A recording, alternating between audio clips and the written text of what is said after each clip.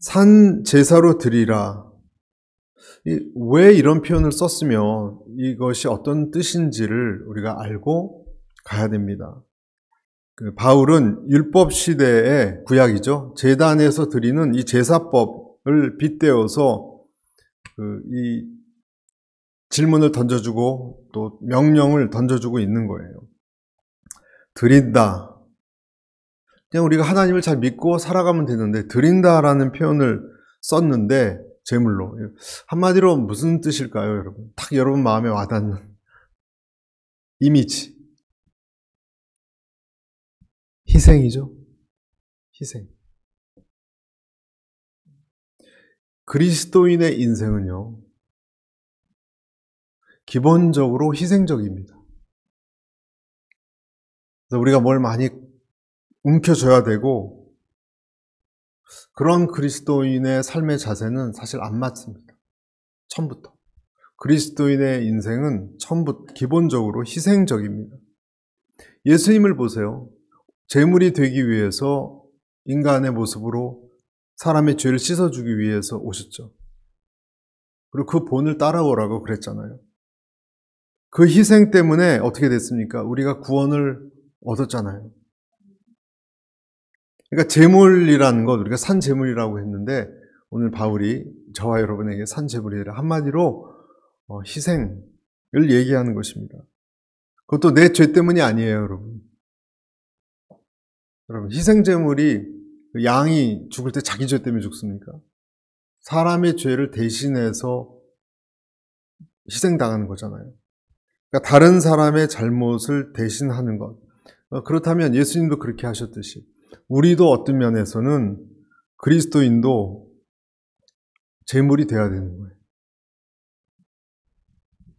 부담스러운 내용이죠, 여러분.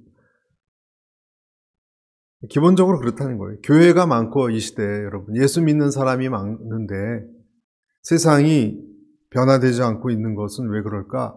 한마디로 얘기하면 그리스도인들이 제물되기를 거부하기 때문에 그렇습니다. 심플하게 얘기해서 여러분에게 제물이 되라고 하시면 여러분 기꺼이 그렇게 따르겠습니까? 가정에서도요. 가정이 잘 되려면 제물이 필요합니다. 누군가 한 사람은 희생을 해야 돼요.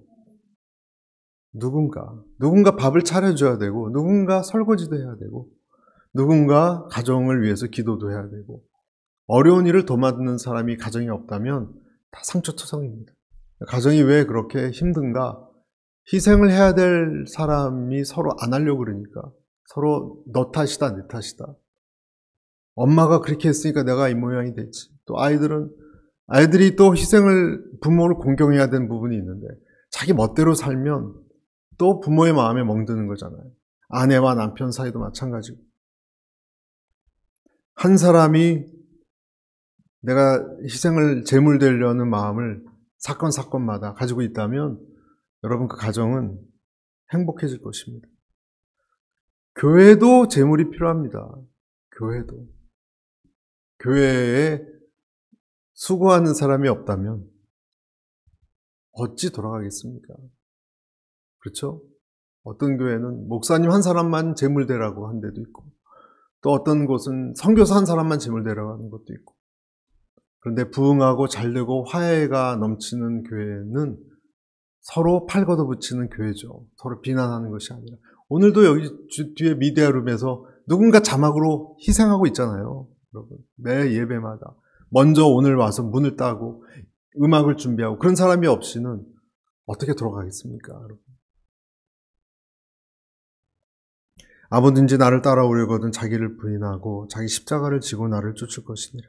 이 말씀은 그리스도인이 기본적으로 예수님을 쫓기 위해서는 재물적인 삶을 살아야 된다. 우리의 삶은 쟁취가 아니라 헌신이다. 어려운 거죠, 여러분. 어려워요. 이 세상은 서로 얻어내려고 하는 게 싸움이기 때문에 이런 사고방식을 가지고 있는 우리가 교회에 몇 번 나온다고 그런 식으로 바뀌어지진 않습니다. 평생을 하나님하고 싸우고 다툽니다. 그래서 평생을 하나님의 말씀에 순종 못하죠. 알겠는데 하기 싫은데요, 하나님. 이거예요. 그렇죠? 우리의 기본 자세는. 저도 마찬가지예요. 아는데 하기 싫은 것과의 싸움이에요.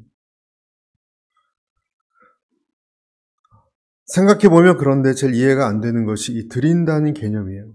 생각을 해보면 쉽지 않아요, 여러분. 이 드린다는 것이 뭐죠? 포기하는 겁니까? 굴복하는 겁니까? 내 친구가 야야 그런데 가지 마. 그냥 기도하러 가냐. 그러면 거기 그냥 굴복하는 그것도 드리는 거잖아요. 포기하는 거니까. 갈라디아에서도 나오는데 내가 무엇을 해야 된다는 거예요. 율법입니까? 여러분? 아니면 복음적으로 다 은혜니까 맡기고 쉬어야 되는 겁니까? 드린다는 것이 어려운 개념이에요. 영성적으로 얘기하면 어떤 경지 같은 거예요. 어떤 경지. 어머니가 내 자식을 위해서 그렇게 열심을 다해서 잘 키우려고 노력을 했는데 내 방식으로 아무리 해도 애가 안 바뀌어요. 그럼 손을 그냥 놔버리는 거. 하나님에게 아이를 드린다 그러죠. 하나님께서. 그러면 그냥 포기하면 되는 겁니까? 그렇게?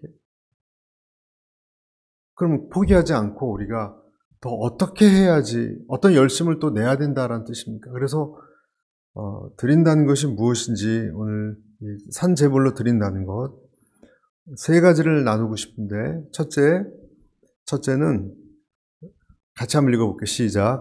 자아가 죽은 것이다. 자아가 죽은 것이다. 언제 죽냐면 자아가 죽어라 그래서 절대 죽지 않습니다. 사람은 언제 자기 자아에 대해서 죽느냐면 자기의 한계를 보고 좌절했을 때예요. 좌절했어요. 회사도 그렇다 그러죠, 여러분. 회사가 바뀌지 않는답니다. 경영 방침이 언제 바뀌느냐? 부도가 날 위기가 나오면 그때 바뀐대요. 회사는. 그때 다 구조를 갈아엎는데 어차피 망할 거니까. 사람은 어떻겠습니까, 여러분? 사람은 내 한계, 인생의 한계가 가까이 왔을 때 예를 들어서 죽을 병에 걸렸어요, 만약에. 뭘 못하겠어요, 여러분, 그러면? 네? 6개월도 안 남았다 그러면 뭘 못하겠습니까, 여러분? 그때 정신이 확 드는 거예요. 내 실패, 내가 잘못 살아온 건가 하고 하는 생각이 비로소 드는 것입니다. 이것이 제물이 되는 첫 과정이죠. 또 다른 말로 하면 여러분 원래 산 제물은 예수님께서 드렸기 때문에 우리가 갑자기 어떻게 내가 죽으려고 주는 게 아니라 이 세상의 소욕에 대해서 다른 생각을 하는 거예요. 여러분 이 세상의 소욕에 대해서 안목의 정욕 또 뭐죠? 육신의 정욕, 안목의 정욕, 이상의 자랑에 대해서 성결한 쪽으로 가는 거예요. 크리스찬은 죄가 있는 것이 죄인지 아닌지 구분할 수 있어요. 그런데 거기서 나를 딱 거절하는 거예요. 정결을 유지하는 거예요. 힘들지만. 사람에게는 여러분 그러나 거의 불가능합니다. 5가지 욕구가 있다 그러죠. 여러분 특히 불교에서 5가지 욕구가 있다 그러죠. 식색, 수, 재, 명. 식욕, 성욕, 수면욕, 재력, 돈에 대한 것, 그다음에 명예욕. 이 5가지를 기본으로 칩니다, 여러분. 기독교에서도 7가지 죄가 있죠. 탐식, 나태, 게으름, 분노, 정욕, 음란 이런 것들이 있는데 여하튼 이런 우리에게 있는 것을 내가 내 힘으로 죽여서 산제물이 되어지는 것은 인간적으로 거의 불가능하다고 해요. 인간적으로. 그런데 어떤 상황에 내 자신이 이제는 난처해져서 이제는 어쩔 수 없는 상황이 올 때 그때 그런 것까지도 내려놓을 수 있게 된다 합니다. 제사 절차에서 제물을 도살하는 역할은 여러분 제사자일까요? 제사장일까요? 네? 양을 잡는 걸 누가 잡죠? 제사장이 잡지 않아요. 그 길은 주인이 잡아요. 각을 뜨는 거는요, 제사자예요. 여러분이 여러분 죄에 대해서 다른 사람이 예수님이 해주는 것이 아니라 내가 죄를 죽이고 각을 뜨는 것은 내가 해야 되는 거예요. 피 뿌리는 것은 제사장이 합니다. 그러니까 가죽, 짐승을 죽이고 가죽을 벗기고 각을 뜨는 것, 제사자가 합니다. 제사자.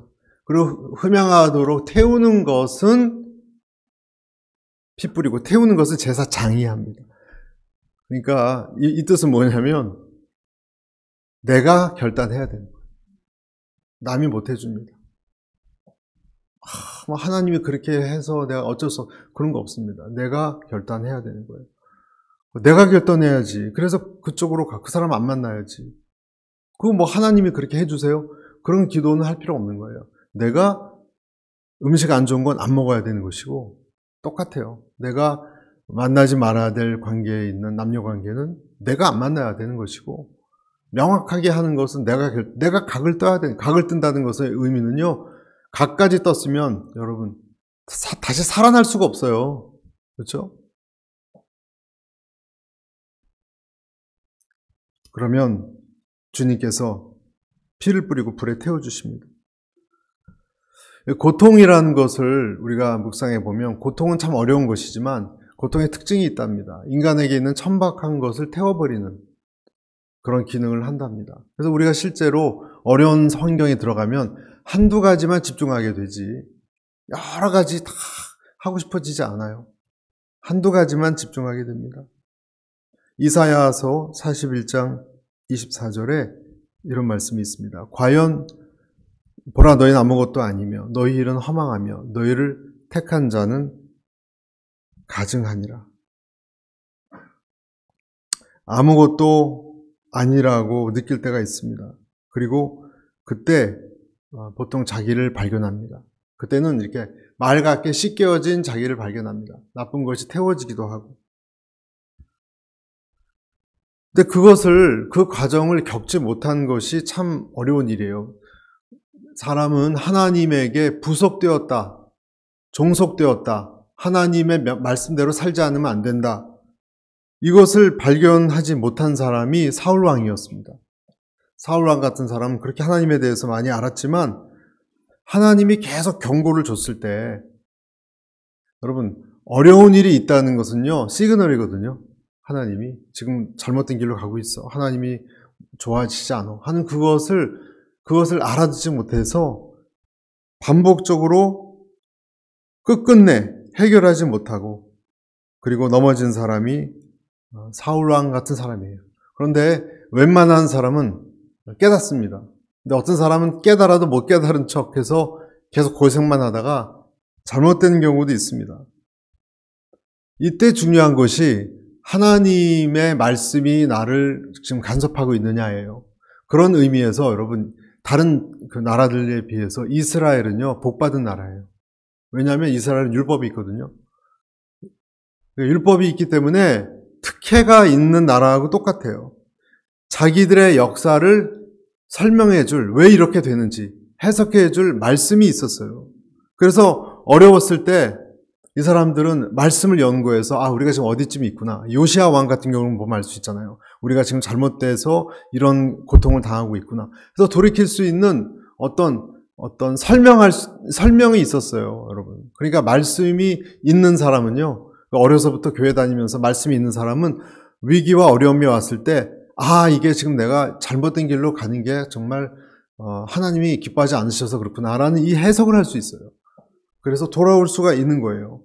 그리고 그때 하나님이 주시는 어려움도 하나님의 심판이라고 생각해서 받아들이기도 합니다. 이상하죠? 하나님을 아는 사람은 하나님에게 불순종했을 때 자기가 어려워지는 것에 대해서 어느 정도 받아들입니다. 받아들이는 것이 정신건강으로 굉장히 중요합니다, 여러분. 그걸 안 받아들이면 계속 빗나가는 거예요, 하나님하고. 받아들이면 내 마음에 하나님 앞에 이 회개, 리펜턴스를 하고자 하는 마음이 나와요. 이것이 사실 하나님이 고통을 통해서 우리에게 주고자 하는 것인데, 그러니까 말씀이라는 지침이 없으면 이것 자체를 못 들여다봐요. 창세기 42장 21절에 좋은 예가 나오는데, 그 요셉의 형들이 이런 얘기를 했어요. 그들이 서로 말하되 우리가 아우의 일로 말미암아 범죄하였도다. 그가 우리에게 애걸할 때 그 마음의 괴로움을 보고도 듣지 아니하였으므로 이 괴로움이 우리에게 임하도다. 그러니까 그 애굽의 어떤 총리가 자꾸 자기들 정탐꾼으로 몰아세우고 뭘 훔쳤다 그러고 그러니까 이제 죽게 생겼으니까 고백하는 내용인데 전혀 상관없잖아요. 지금 이집트의 어떤 모르는 사람이 우리를 괴롭히는데 하나님하고 연관시켰어요. 지금 옛날에 내가 했던 죄가 갑자기 떠올라서 그때 그 죄 때문에 오늘 이렇게 하나님의 심판이 이르렀구나. 요걸 연결시킬 수 있었다는 거예요, 여러분. 이것은 굉장한 능력입니다, 여러분. 이들이 하나님에 대해서 알고 있었기 때문에 가능한 것입니다. 많은 사람들은요, 이걸 못 발견합니다. 정말 그런 사람 보면 너무너무 답답해요, 여러분. 옆에서 아무리 얘기해도 인정 안 하는 사람 있죠. 성공하는 사람 보통 성공 속에서 자기를 못 발견한다 그러죠. 성공에 빠져서 정신을 잃죠. 돈이 많으면 돈 속에서 그냥 정신을 잃습니다. 인색한 사람이 되고 맙니다. 언제 우리는 우리를 발견할 수 있느냐? 슬픔 속에서 발견합니다.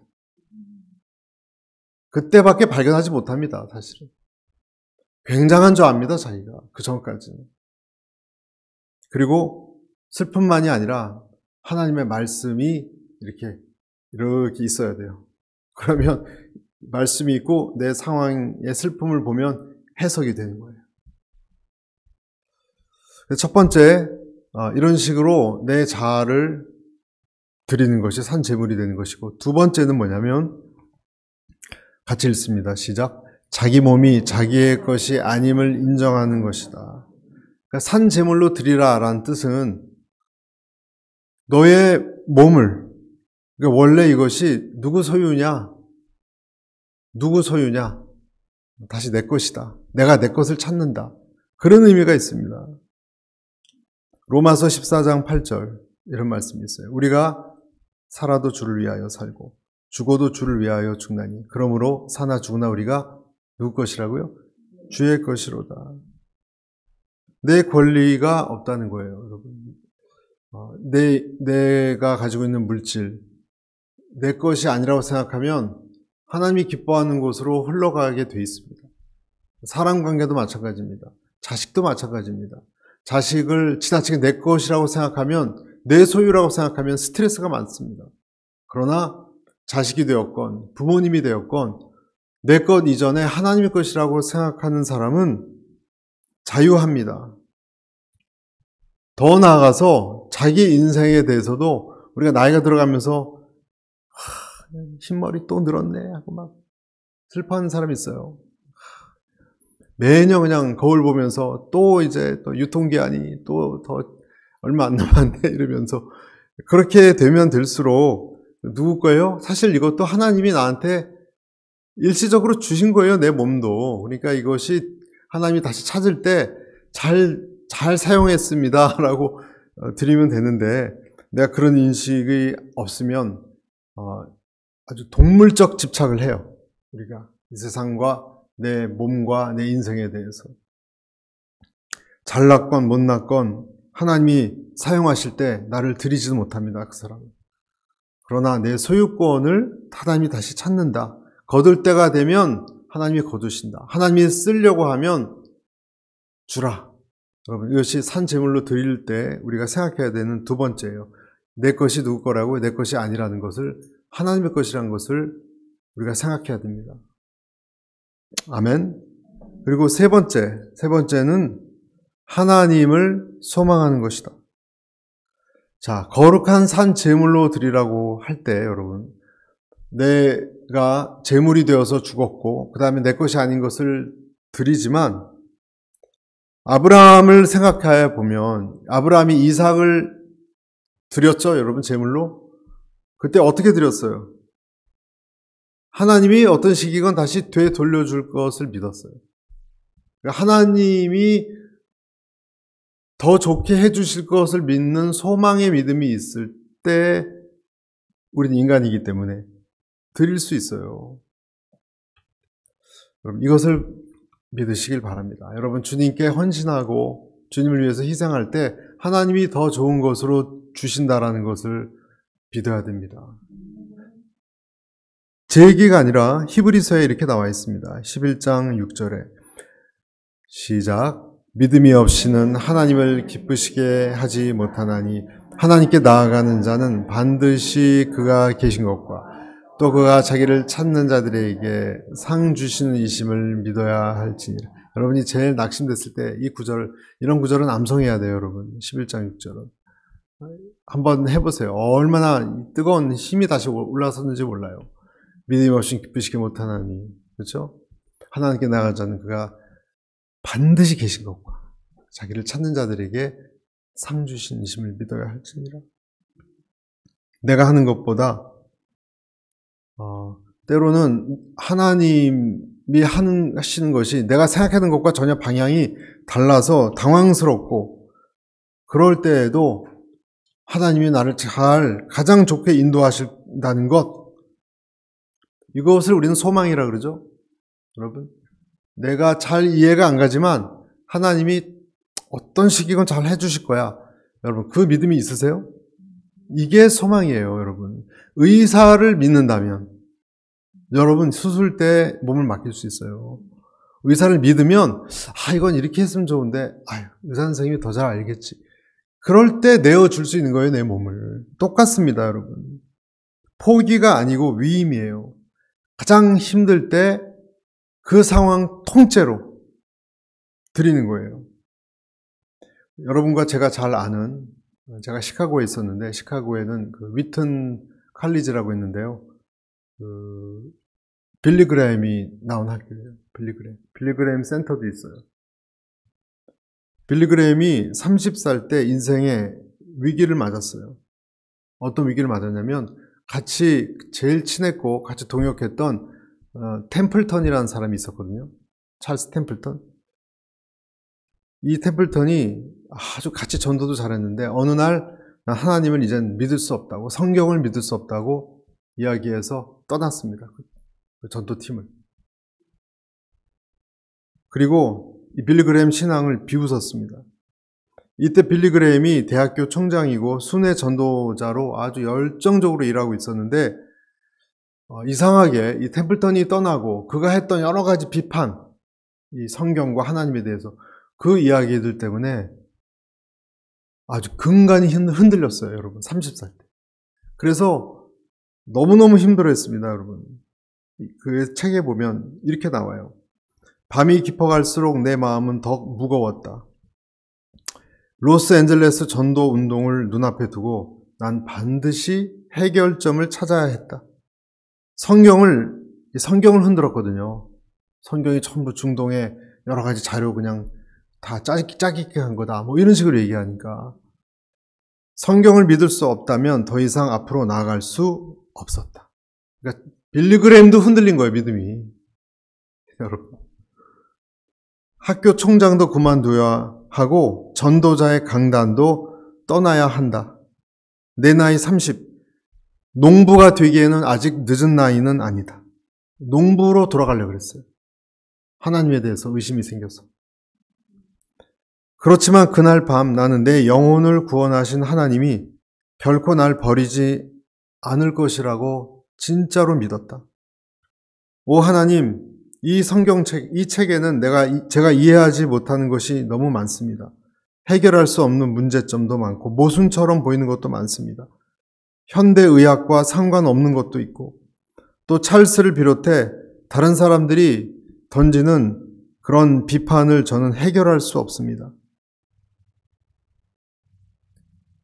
그렇게 기도하다가 마침내 이 고뇌를 하다가 성령에 힘입어서 나는 이렇게 고백했다. 아버지, 믿음으로 이 책을 그러나 아버지의 말씀으로 받아들이겠습니다. 제 지식과 의심보다 믿음을 더 앞자리에 두겠습니다. 성경이 아버지의 영감의 말씀인 것을 믿겠나이다. 그 8월 밤, 이 포리스트라는 홈에서 무릎을 일으켰을 때 내 눈은 눈물로 젖어 있었다.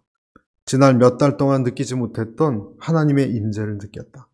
의문이 다 풀린 것은 아니지만 중요한 다리를 건넜다는 확신이 왔다. 영혼의 전쟁에서 이긴 것이다. 이 빌리 그레임이요, 국제적인 두각을, 전도자로 두각을 나타내기 시작한 것은요, 이 시기 이후부터예요. 이 시험의 시기를 통과한 다음부터예요. 모든 것을 그리스도께 바쳤다 그랬어요. 그리스도께 나를 산제물로 바쳤다는 이 의식은 빌리 그레임에게 아주 영적으로 큰 전환을 가져왔습니다. 성경에 보면 에스더나 다니엘이나 하나님에게 자기를, 에스더도 그러잖아요. 죽으면 죽으리라.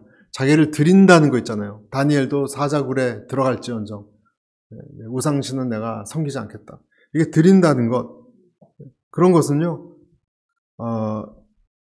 하나님의 임재가 여러분 그 사람 안에 있을 때 가능해요. 이 임재가 없으면 절대로 드리지 못합니다.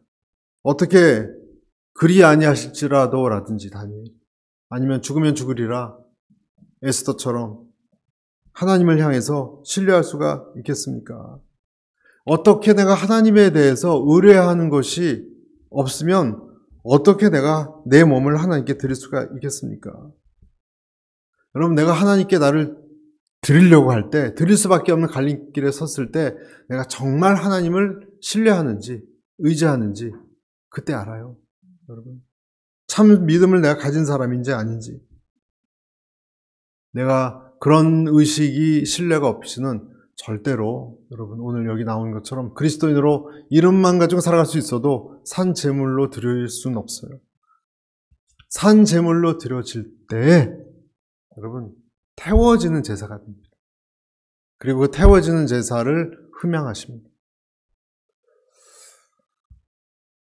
저는 우리 예배가 주일날 예배가 있고 수요 예배가 있고 태워지는 냄새가 나는 예배가 되시기를 축복합니다. 하나님께 맡기는 거예요. 진짜로 신뢰하고. 어떤 부분 이해가 안 가도, 걱정 의심 있잖아요. 이해가 안 가요. 내일이라고 풀어질 가능성이 있느냐? 없는 것 같아요. 그러나 모든 것을 어떻게 되건 하나님에게 완전히 맡기는 신뢰하는 마음이 없으면 안 돼요.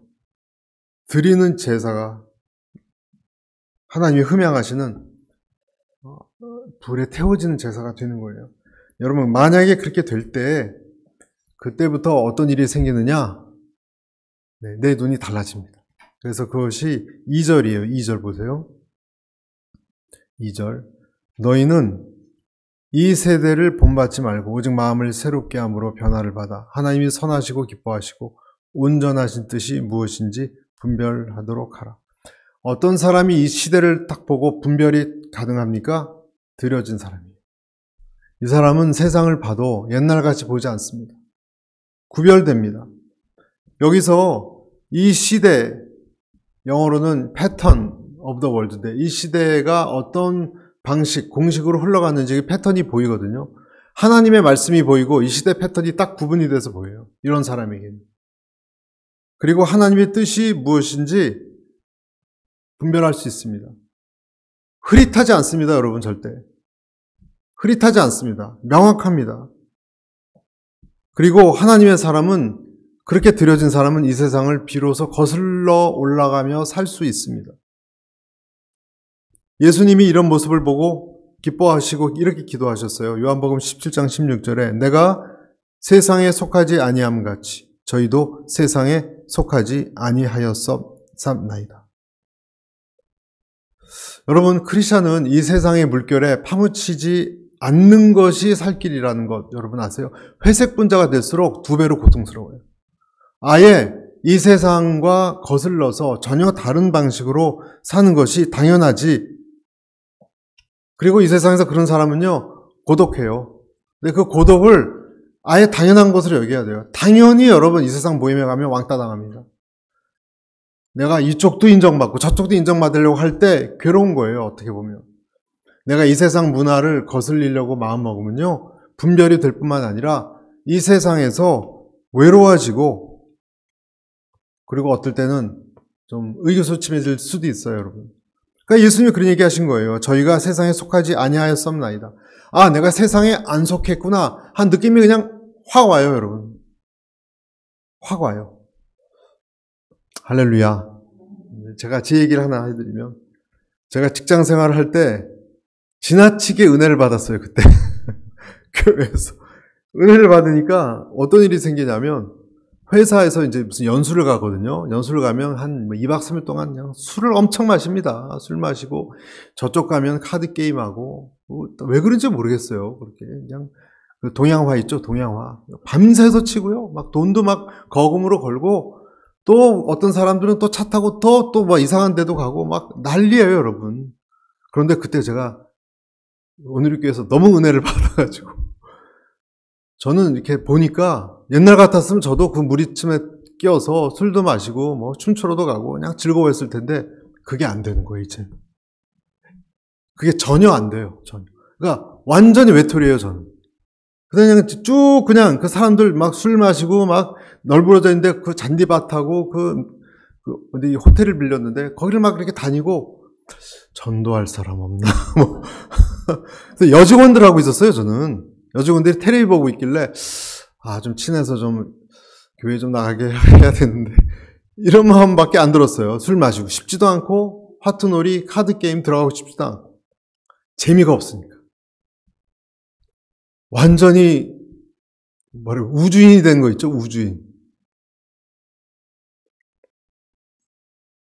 뭐 또 다른 얘기도 있는데 또 저 같은 사람 또 만났어요. 또 보니까 저랑 비슷한 사람 만나가지고 우리끼리 예배드리자 그랬던 적이 있는데 그렇게 되는 거예요, 여러분. 내가 속해 있는 소속이 뚜렷해집니다, 여러분. 내가 하나님께 나를 드리면 의식 구조가 달라져요.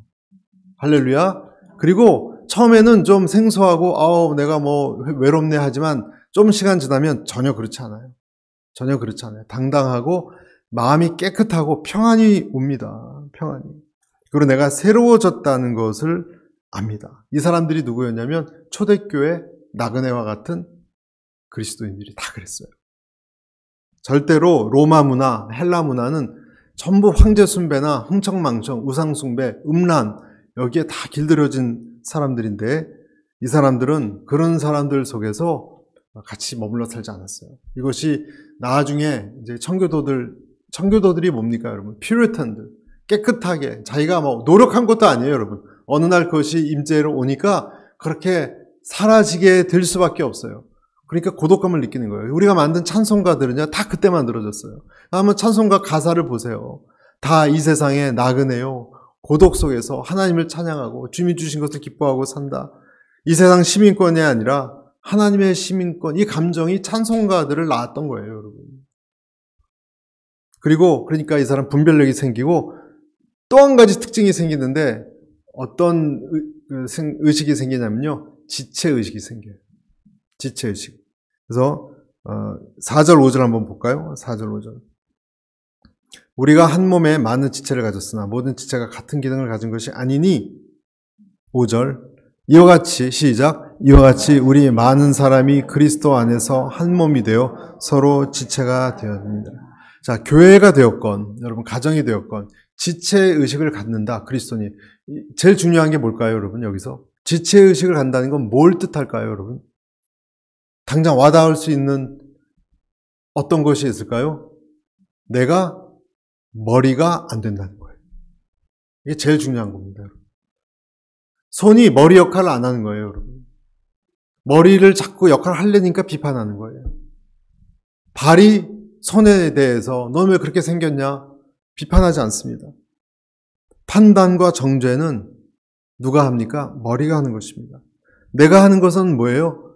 머리가, 두뇌가 시키는 일을 하면 되는 거예요.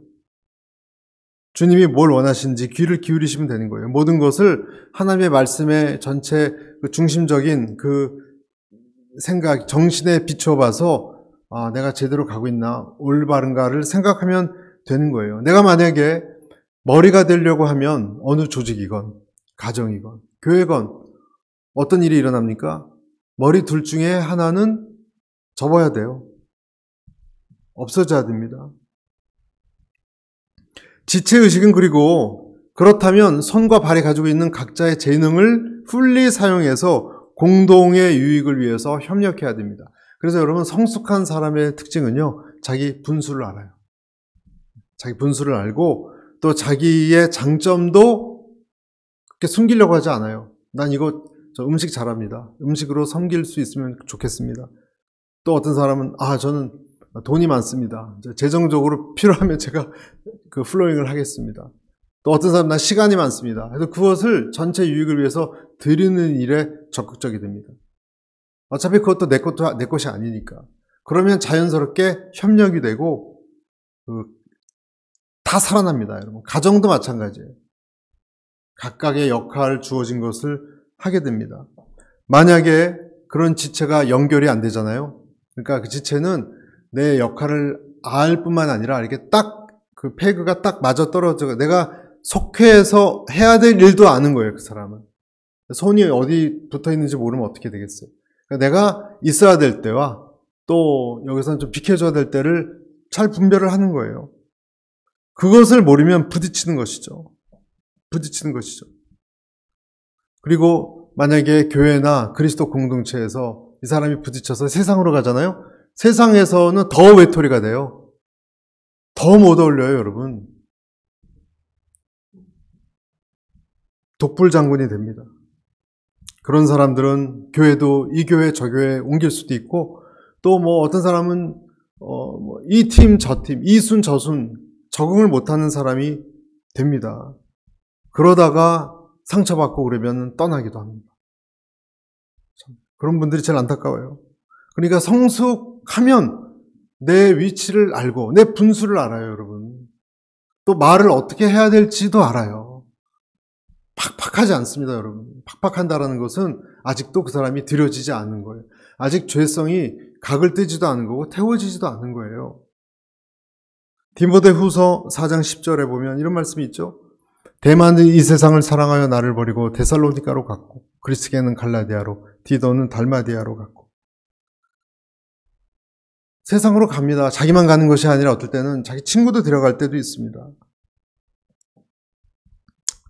어떻게 될지 하나님께서 그분들을 다시 돌아오게 할지는 모르지만 우리가 함부로 판단할 수는 없어요. 다시 막 비판하고 교회도 안 나오고 또는 어떤 사람은 그냥 가정도 등지고 그런 사람들에 대해서 우리는 뭐라고 얘기할 수 없지만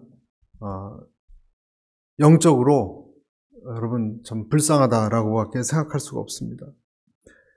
그리스도인들은 또 한 번 말씀드리지만 우리는요 영이 있는 사람이에요. 영이 있는 사람이기 때문에 이 세상에 영적으로 죽은 사람들하고 공감할 수가 없어요. 여러분 공감해 보셨습니까? 하려고? 저는 노력도 좀 해봤습니다. 저는 한국 갈 때마다 옛날 친구 만나서 해보려고 그러는데 너무 안 돼요. 너무 힘들어. 너무 힘들고 거의 포기해요. 전도가 아니라면 이제 못 어울리겠어요. 잘. 물론 포기한 지 오래됐지만 죽어있는 영이 있는 사람들 그런 세계 속에서 그리스도인들이 만약에 세상에서는 못 어울립니다. 여러분. 우리는 교회에서도 고립이 되면 얼마나 불행이겠어요. 그런 사람이. 그러니까 교회에서 우리는 위로하고 격려하고 의지하고 그리고 서로 연약한 점이 있으면 용서하고 자꾸 세워나가야 하는 협력 공동체, 지체 공동체가 돼야 되는 것입니다.